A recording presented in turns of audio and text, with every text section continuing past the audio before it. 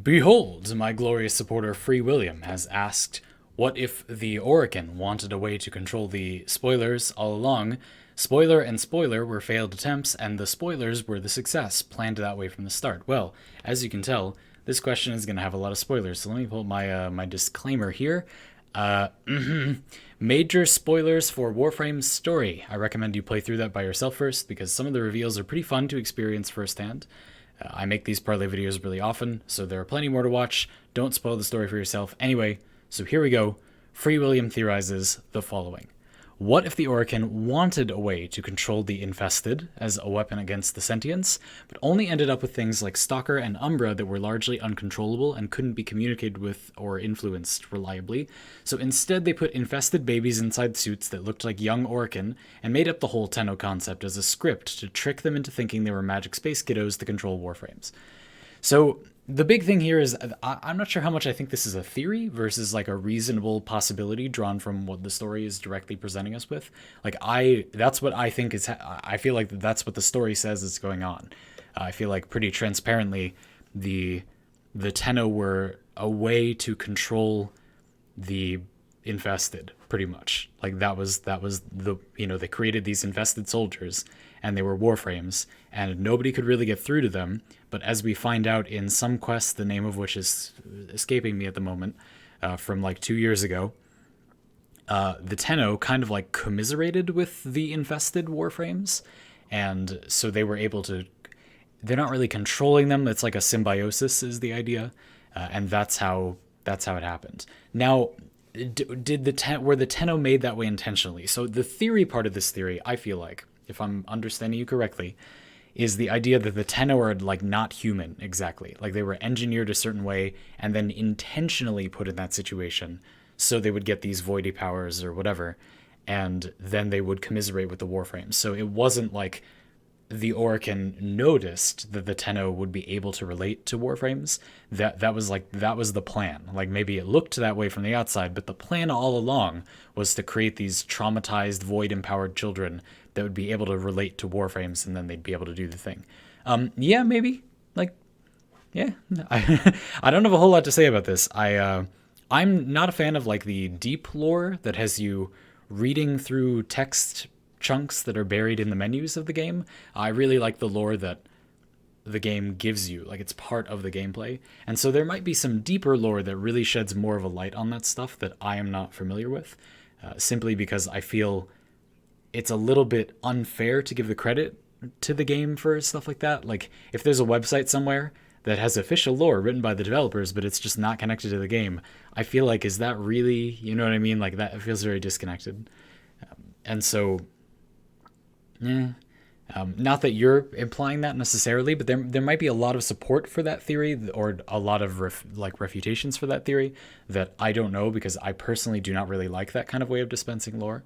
It's not really gameplay. Like I'm fine with books. I like books, but I'm playing a game, so I want it to be delivered as part of the game. But I feel like the evidence supports the theory that you're presenting. I feel like it, for the most part, except for maybe like whether or not the Tenno got in the situation they were in that gave them the powers that let them relate to the warframes. Whether that was on purpose or not is, I think, the crux of the discussion, and I'm not sure. The game suggests that it maybe wasn't entirely on purpose, I felt, but it's quite possible that it was. That could be a twist. It does feel like the way they've taken the Lotus, bigger spoilers ahead,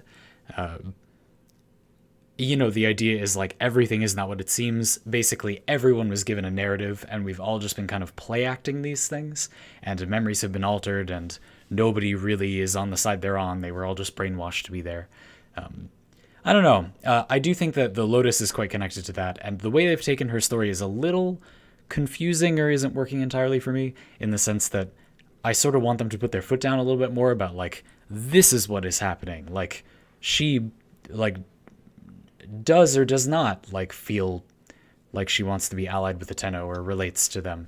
And again, there can be nuance there. Like I want there to be nuance there, but I want there to be, I feel like they're not committing to, like, at least originally, like this was completely fabricated. Like I feel like that is what happened, is that originally she had nothing to do with supporting the Tenno, and she was brainwashed to do so, but came to like Stockholm syndrome and or just have compassion for these people. And so now that her memories are back, it's like she's kind of like in between the two, but I'm really not clear on that. And I feel like the reason is that having a complicated character that feels both ways about it, I think that perhaps the writer is doing it in a way that at least for me is a little unclear, where like I feel like you really need to clarify like where are the feelings, where are the thoughts, and then what emotions emerged out of that, and then they can fight.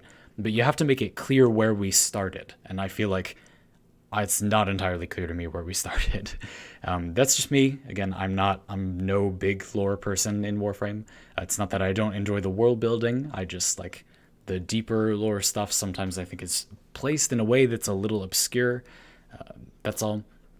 But I'm very interested to see like what happens, because I think it's an interesting direction to take the story overall. Again, I just feel like there are some points where it's a little confusing because people have changed sides many times, and you have the Orokin and then the Tenno, and then the Tenno betraying them, like Order 66ing them sort of, but then the sentience, and then the new sentience versus the old sentience, and it's not that complicated, but creating more than two sides like that does make it requires you, I think, to be a little more clear about like where is this allegiance.